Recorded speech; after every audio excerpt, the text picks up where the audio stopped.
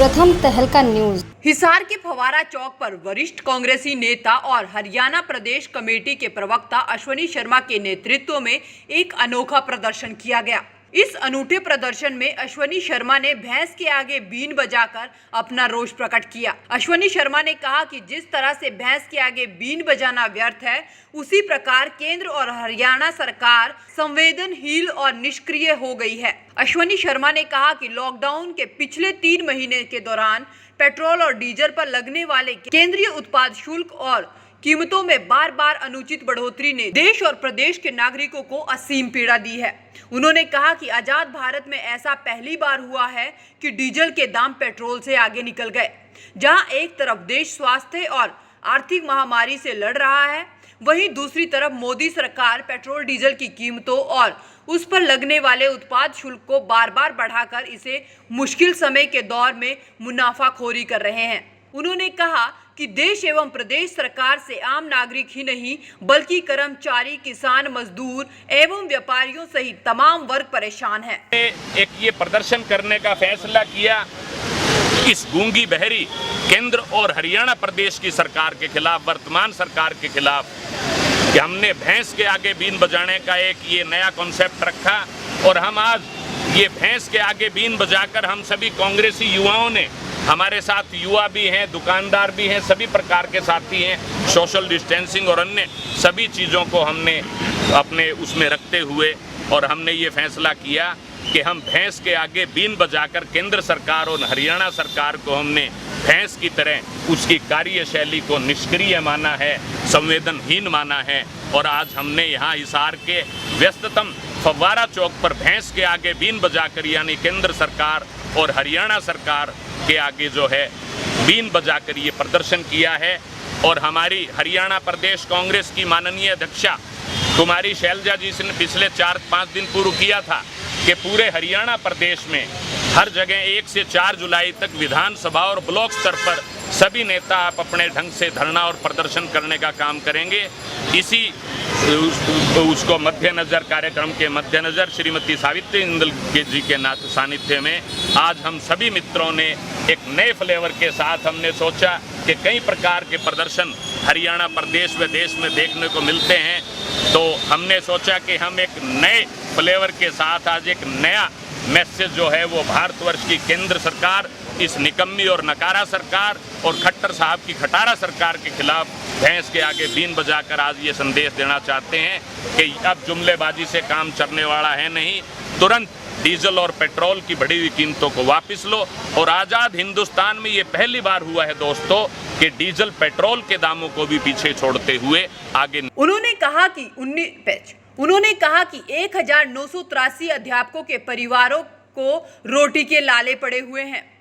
पिछले 1 महीने से अध्यापक इस संकट के दौर से अपनी रोजी रोटी के लिए धरने पर बैठने के लिए मजबूर हैं।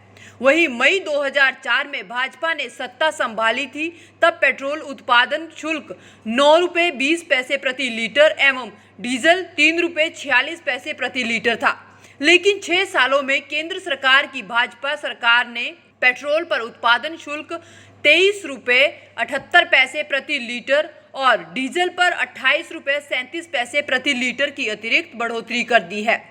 चौंकाने वाली बात तो ये है कि 6 सालों में भाजपा सरकार द्वारा डीजल के उत्पाद शुल्क में 8.20% तथा पेट्रोल के उत्पाद शुल्क को 258% की वृद्धि की गई है। उन्होंने कहा कि हवाई चप्पल पहनाने वालों को हवाई यात्रा के सपने दिखाने वाले मोदी जी ने उन लोगों का स्कूटर और मोटरसाइकिल पर चढ़ना भी दुभर कर दिया है।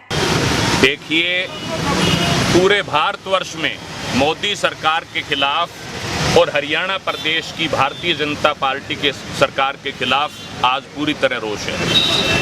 पिछले तकरीबन 1 माह में भारतवर्ष की सरकार ने पेट्रोल व डीजल के दामों में बेतहाशा वृद्धि कर आम आदमी की कमर तोड़ने का काम किया है।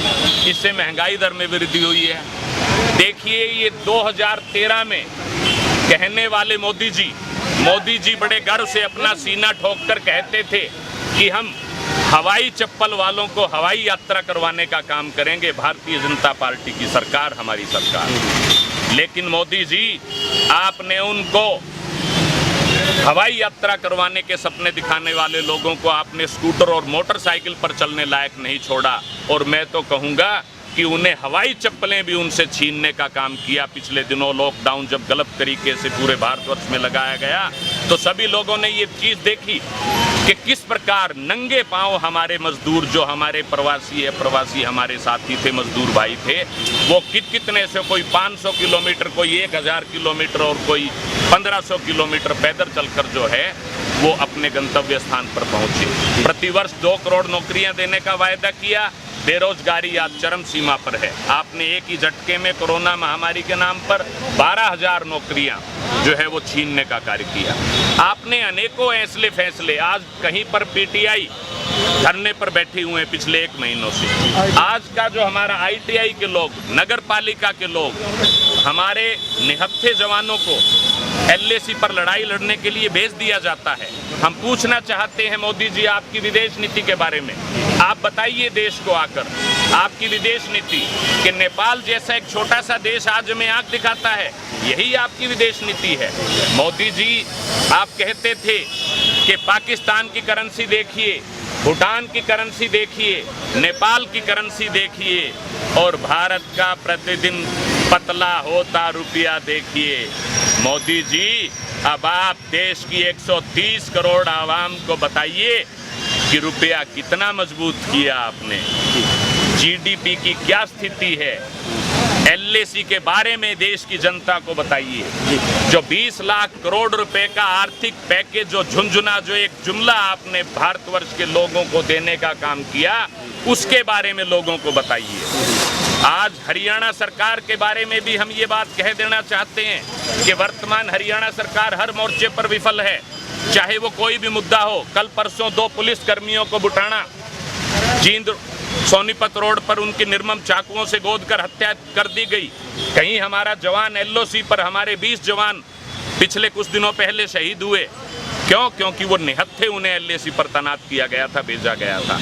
और अब परसों जो है पुलिसकर्मी, उनकी निर्मम हत्या कर दी गई। ये लॉ एंड ऑर्डर की स्थिति है। दरअसल विपक्ष हर मुद्दे को लेकर केंद्र और राज्य सरकार को घेरने में लगा हुआ है, चाहे वो पेट्रोल डीजल का मुद्दा हो या फिर पीटीआई अध्यापकों का। विपक्ष अलग अलग तरीकों से अपना रोष जाहिर कर रहा है। वहीं अब विपक्ष ने सरकार को जगाने के लिए भैंस के आगे बीन बजाकर अपना रोष जताया है और बीन बजाकर सरकार को जगाने का भी प्रयास किया है। प्रथम तहलका के लिए हिसार से प्रवीण कुमार की रिपोर्ट।